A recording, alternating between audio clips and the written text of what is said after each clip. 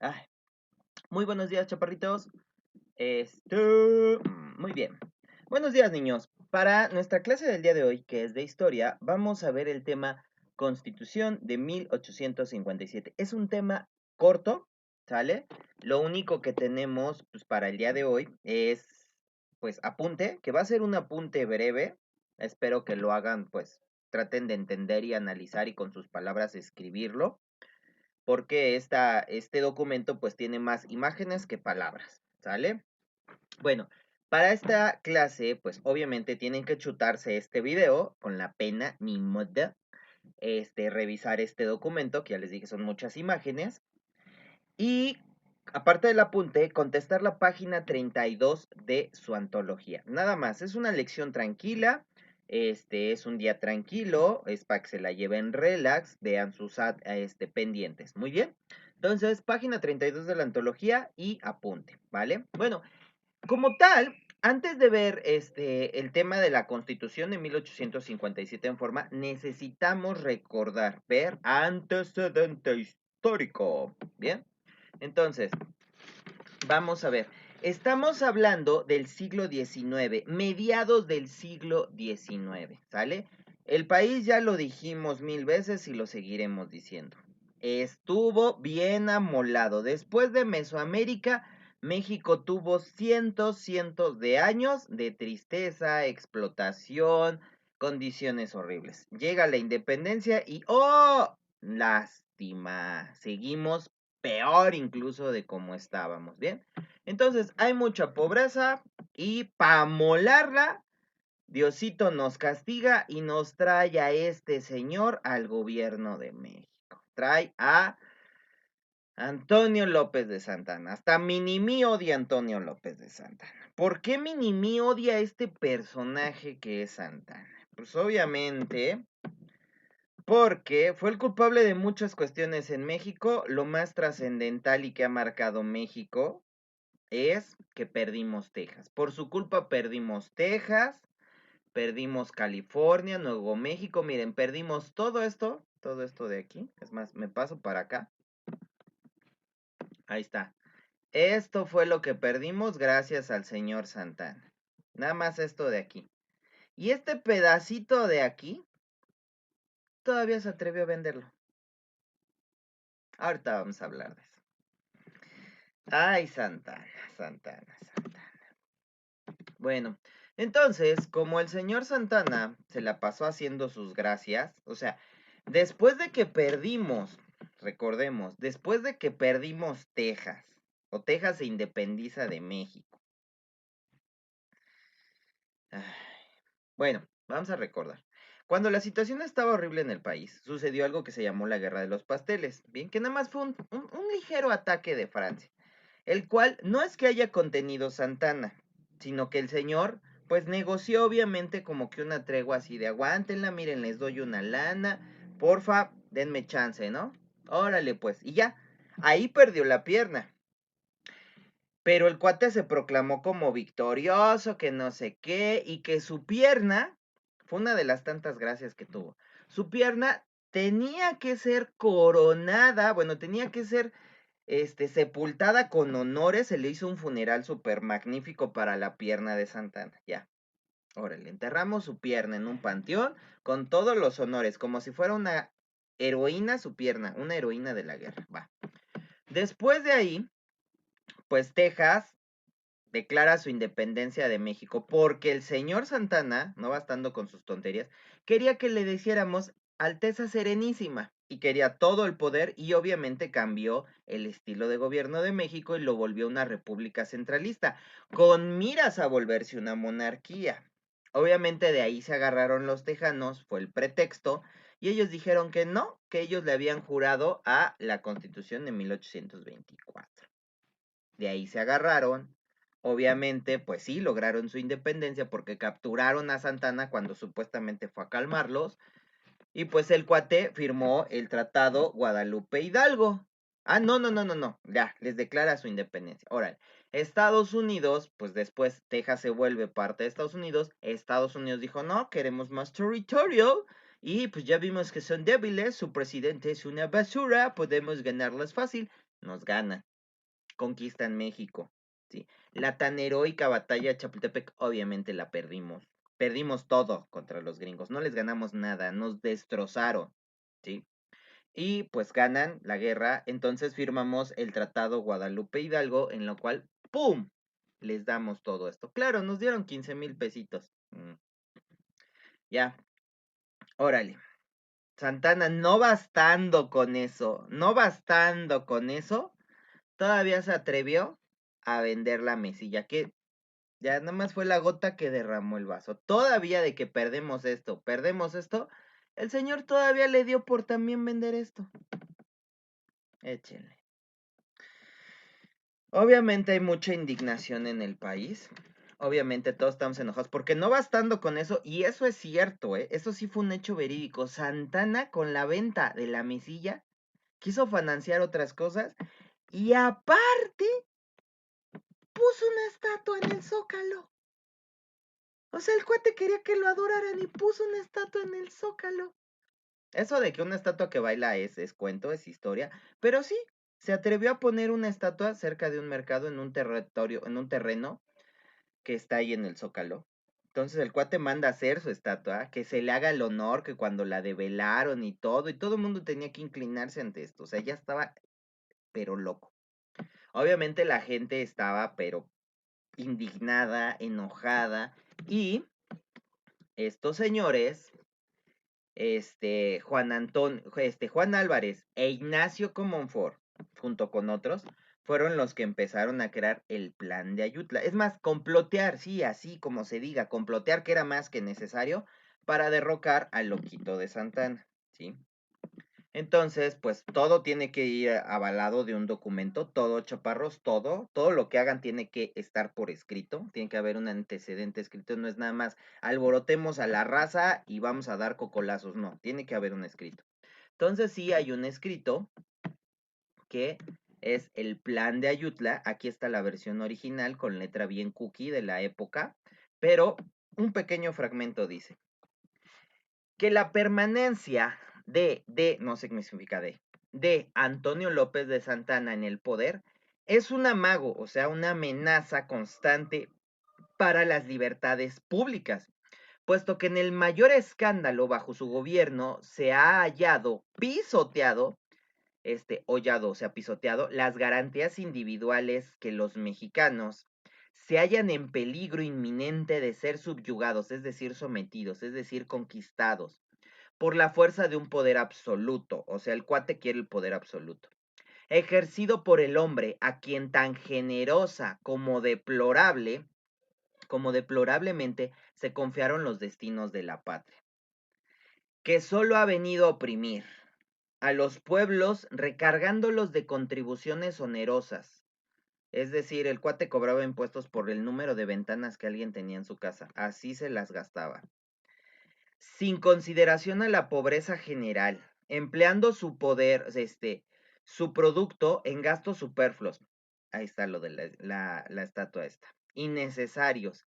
Y formar la fortuna, como en otra época, de unos cuantos favoritos. Es decir, el cuate tomaba favoritismos hacia los hacendados, hacia los terratenientes, hacia los caciques, es decir, todo el que sea su amigo.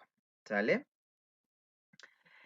Que debió conservar la integridad de territorio de la República, ha vendido una parte considerable de ella, sacrificando a nuestros hermanos de la frontera norte, que en adelante serán extranjeros en su propia patria. Está hablando de la pérdida de Texas, la pérdida de Nuevo México y para molarla, la venta de la mesilla. Entonces, obviamente la gente le hace caso al plan de Ayutla, derrocan a Santana y pues, ¿qué pasa? O sea, destrozaron, y eso es verídico, destrozaron su estatua, desenterraron la pierna y todos la agarraban a patadas, la arrastraron. O sea, esto es verídico. Tomaron la pierna y la destrozaron para que no quede nada. O sea, es de, te odiamos Santana, a más no poder. Santana obviamente escapó del país. ¿Sale? Trató de regresar, pero no, mejor es, llégale, chavo, llégale, por tu bien y por el de todos. Entonces, pues ya, obviamente se acaba Santana. ¿Qué pasa ahora que se acabó justamente esto? Pues, Ignacio Comonfort, es más, regresemos. Aquí está. Ay, no, no, no, no, no, no, no. Ahí está. Muy bien. Ignacio Comonfort, obviamente conjunto con Juan Álvarez, pues ellos son los que dicen, changos, pues ahora hay que ver qué onda con el país, ¿no? Y entonces juntan a un grupo de personas para crear, ahora sí, empezar a formar leyes y ver qué onda. Por lo mientras, el que se queda como presidente interino es el señor Juan Álvarez. Una vez que derrocan a Santana, se queda como presidente temporal, eso significa interino, el señor Juan Álvarez. Después se convocan elecciones y el que se queda como presidente es Ignacio Comonfort. ¿Sí? Entonces podemos hablar que el presidente oficial de México, una vez o posterior al plan de Ayutla, cuando corren a Santana, es Ignacio Comonfort. Personaje muy importante. Pero bueno. Entonces, este cuate, Ignacio Comonfort, que es el que mueve todos los hilos, pues convoca a un grupo de intelectuales a formar el Congreso y dentro de ellos destaca Lerdo de Tejada, Melchor Ocampo, Guillermo Prieto y Benito Juárez. Don Bomberito Juárez, que en otra clase vamos a hablar a detalle de Don Bomberito Juárez. Pero bueno, entonces de hecho, Don Benito Juárez se vuelve el presidente del Congreso, ¿sale? Porque después, les adelanto, tráiler, pues obviamente el país sigue teniendo muchos problemas, muchos conflictos, muchas guerras. Ignacio Comonfort, él dice, no, pues esto es ingobernable, la verdad. Y el cuate empieza a rajarse, o sea, empieza a rajarse y decir, no, nomás no está rifando el presidente. Y tú eres el presidente. Pues no estoy rifando, chavo, yo no puedo con esto, ¿saben qué? Ahí muere. O sea, tiro la toalla, paso la estafeta. ¿Y quién es el que se va a quedar como presidente interino? Pues Benito Juárez, porque eso habían establecido en la Constitución de 1857, que el presidente, el que sea el presidente de la Suprema Corte de Justicia, no, de la Cámara de Diputados se iba a quedar como presidente interino. Ya en las elecciones oficializan la presidencia de Benito Juárez. Pero bueno, entonces se reúnen estos cuatro personajes dentro de otros, pero obviamente ellos son los que destacan, los que más contribuyen a, ahora sí, la Constitución de 1857. ¿Sale? Entonces ahí dejamos de ser otra vez una república centralista y volvemos a ser una república federal. ¿Sale? Pero hubo cambios en las leyes, cambios que buscaban mejores condiciones para los mexicanos, para las clases pobres, ¿sale? Dentro de esas leyes destaca justamente la Ley Juárez, se llama así porque fue Benito Juárez el que, por así decirlo, la formó, la propuso, le dio estructura y por eso se llama Ley Juárez, en la cual Benito Juárez o esta ley plantea, no pide, no obliga, porque ya es una ley, ¿sí? Y en esta ley se estipula que la iglesia se separe del Estado, es decir, le quita poder a la iglesia, porque antes toda decisión tenía que ser aprobada por la iglesia. Es más, lo decía la Constitución que la única religión oficial y que todo mundo tenía que practicarla en México era la religión católica. Esta ley quita eso y le quita poder a la iglesia, le quita sus privilegios a la iglesia y al ejército, porque también los generales podían hacer lo que se les hinche. Tenían algo llamado fuero, que es ellos podían matar a la persona que quisieran y ellos no tenían por qué ser juzgados porque justamente tenían esa protección por la ley que se llama fuero, que por desgracia todavía existe, pero no hacia la iglesia, no hacia los militares, solo a políticos de puestos muy altos. El presidente tiene fuero, no puede ir a la cárcel el presidente. Tratan de quitarlo desde hace muchos años, pero bueno, están en eso. Y declara a todos los ciudadanos iguales ante la ley.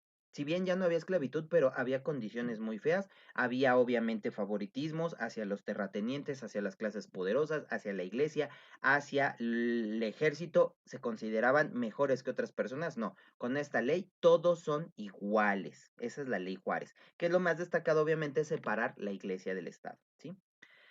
Las otras dos leyes que resaltan es la ley Lerdo y la ley Iglesias. Se llama ley Lerdo otra vez porque Lerdo de Tejada fue quien creó esa ley, propuso esa ley, se aprobó esa ley. ¿Sí? Por eso se llama la ley Lerdo, que se postuló en 1856. Y aquí, obliga a las corporaciones civiles y eclesiásticas a vender casas y terrenos, ¿sí? ¿Esto qué quiere decir? Lo que eran la iglesia tenía muchas tierras, porque ellos decían, esto me pertenece, ¿por qué? Por la labor de Dios. Le dijeron, no, señor, usted nada más puede tener el espacio que ocupe su iglesia, más tierras ni crea. Y si las va a comprar, las tiene que comprar como particular. No se le va a dar privilegio. Obviamente, si las compra como organización particular, tiene que pagar, como todas las personas, el costo que es para todas las personas. ¿Sí? Ustedes no pueden tener privilegios, ni obviamente esas tierras que ahorita tienen pasan a ser propiedad del Estado. ¿Por qué? Porque las adquirieron ilegítimamente. ¿Sí? O sea, abusaron de las personas. Entonces, a las iglesias y a estas corporaciones civiles, es decir, los terratenientes. Los terratenientes hacían su grupo de amigos, tomaban las tierras que les pertenecían, explotaban a la gente y pues la ley Lerdo les quitó eso, les controla justamente, dijeron, no, no, no, a ver, compruébame, ¿cómo tienes esas tierras? No, son del Estado, cállate para acá. Y le van a pertenecer, vamos a vendérselas a las personas a precios muy accesibles para que ellos puedan tener su patrimonio. Eso fue la ley Lerdo. Y la ley Iglesias, que otra vez repito, es porque este señor, José María Iglesias, es su apellido, fue quien creó esta ley. Esta se creó en 1857 y aquí también le da un estate quieto a la iglesia, ¿sí?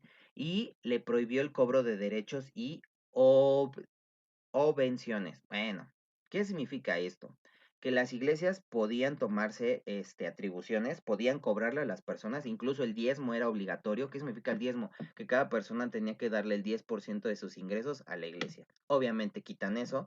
Quien quiera hacerlo es voluntario, no es una ley, antes era una ley. Entonces le dicen a la iglesia, no, cálmate, tú no tienes por qué cobrarle dinero a las personas, ¿tú quién eres? No, pero es que yo les voy a dar la paz espiritual y el pase al cielo, sácate, ¿qué? Aquí hay libertad de credo. Quien crea eso y quiera darte dinero, perfecto, que te lo dé, pero no está obligado, ¿sí? Entonces tú no puedes obligarte a eso. Y tú no puedes, si vas a cobrar bautizos y ceremonias, todo eso, no, tampoco vas a cobrar lo que tú quieras. Eso tiene que estar comprobado y a mi gobierno me tienes que decir cuánto vas a cobrar por una misa, cuánto vas a cobrar por un bautizo, y si yo te digo que es un cobro excesivo, le baja, chavo. ¿Sale? Entonces, le puso un estate quieto a los ingresos de la Iglesia, ¿sí? La ley Iglesias, que fue hecha por José María Iglesias. Bien, entonces esas son las tres leyes que sobresalen de la Constitución de 1857. La ley Juárez, la ley Lerdo y la ley Iglesias. Ley Juárez separa a la iglesia del Estado. Ley Lerdo le quita sus terrenos y privilegios a la iglesia y al ejército. Y la ley Iglesias le da un estate quieto con respecto a el cobro de este diezmo principalmente, que la iglesia no tiene que cobrar ninguna cosas ni obligar a las personas a que les pague. ¿Sale? Bien, y también hay otro tipo de leyes que pues cabe mencionarlas, que es que todos los ciudadanos son iguales ante la ley y se prohíbe la esclavitud. Si bien antes ya se había señalado, pero ya aquí se estipula, entonces todos somos iguales, no puedes explotarlos, no puedes maltratarlos físicamente, no puedes obligarlos a hacer un trabajo que ellos no quieran. Entonces, eso es que todos son iguales ante la ley. Se prohíbe la esclavitud. La enseñanza en México es libre. En México hay libertad de expresión, de organización, para cada persona se dedica al trabajo que más le guste o convenga. Ninguna persona o grupo puede tener privilegios que afecten al resto de la población. Ya les dije, era calmar a los terratenientes y a los caciques. Están prohibidos los castigos corporales de cualquier especie. Todo trabajo debe ser remunerado, es decir, pagado. Se prohíben las corporaciones civiles eclesiásticas tener o administrar propiedades urbanas y rurales como casas, haciendas o tierras de cultivo. ¿Sale? Y en las faltas temporales del presidente de la República y en su ausencia absoluta, mientras elige un sustituto, tomará el poder el presidente de la Suprema Corte de Justicia. Esto ya se los dije, es porque Comonfort estaba diciendo, no, la verdad las cosas aquí están, pero si bien difíciles, obviamente después de que se creó o ya se aprobó el plan de Ayutla, obviamente quienes ganan son los liberales, pues los conservadores están muy enojados, la iglesia está muy enojada, hay conflictos por todas partes, hay pobreza porque Santana dejó al país deplorable, ¿sí? Perdimos mucho dinero tanto por el conflicto con con Francia, por la conquista y la guerra con Estados Unidos. El país estaba pero mal. Aparte, había constantes conflictos, guerras armadas justamente entre liberales y conservadores. Entonces, con Monfort nomás no aguantaba y quería buscar una forma, pues, de pelarse, pero ya le estaba echando ojitos a don Bomberito Juanes. Dijo, este chaparrito pretito de Oaxaca como que sí le gira la ardilla y sí es ducho, sí va a aguantar.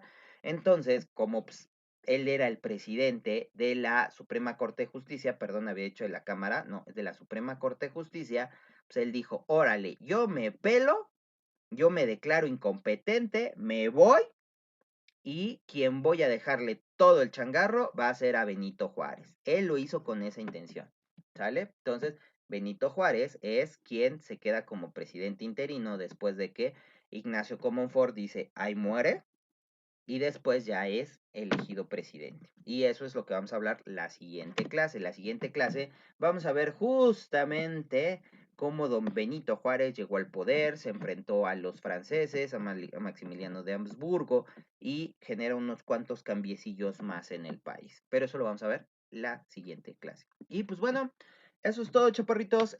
Por favor, es más, esta información, muchas de estas imágenes las saqué del video de Pulley Magnet, el cual pues ya les había pasado. Les voy a volver a poner el enlace, por favor véanlo, está muy entretenido, les va a ayudar mucho a entender esto. Da mucha información de manera bastante práctica y entretenida. Entonces, pues chéquenlo, ¿vale? Y me contestan página 32 de la antología y también generan su apunte. ¿Va que va? Bueno, muchas gracias, chaparros, y pues estamos en contacto. Es un placer trabajar con Astetes. Y ahí nos estamos viendo, niños. Bechos, bye.